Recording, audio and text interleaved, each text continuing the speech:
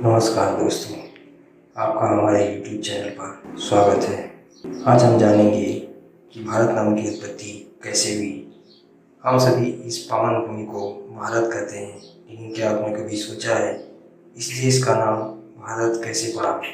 चलिए इतिहास की गहराइयों में उतरते हैं और खोजते हैं हमारे देश के नाम का असली रहस्य।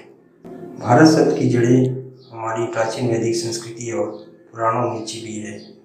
सबसे प्रमुख संदर्भ आता है महाभारत और विष्णु पुराण।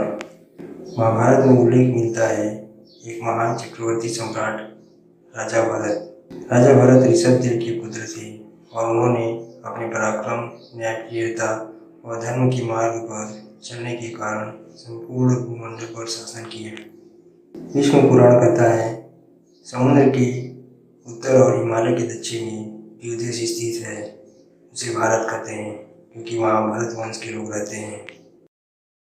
अब आते हैं इतिहास के कालखंड पर। जब विदेशी यात्री भारत आए तो उन्होंने इस भूमि को अलग अलग नामों से जाना।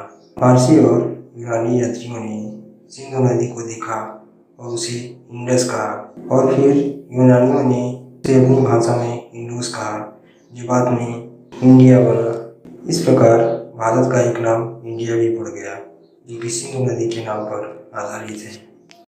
जब भारत को स्वतंत्रता मिली और संविधान बनाया गया तो देश के नाम को लेकर चर्चा हुई।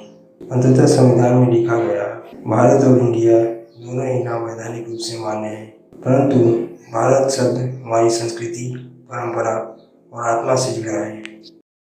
क्या आप जानते हैं कि भारत को और भी नामों से जाना गया है? जम्बूद्वीप। प्राचीन काल में भारत को जम्बूद्वीप कहा जाता था। आर्यावर्त, जहाँ आर्य लोग बसते थे, वह क्षेत्र। हिंदुस्तान। मध्यकाल में फारसी प्रभाव के कारण इस नाम का चलन हुआ। हर नाम अपने आप में एक इतिहास और संस्कृति समेटे हुए हैं, परंतु भारत नाम आज भी सबसे अधिक आत्मीय और गौरवपूर्ण माना जाता है। तो मित्रों, भारत नाम केवल एक शब्द नहीं, यह है हमारी संस्कृति की पहचान, इतिहास की विरासत और आत्मा का प्रतीक। चाहे हम इसे भारत कहें, इंडिया कहें या हिंदुस्तान, इस भूमि की महिमा, गरिमा और एकता अटल है।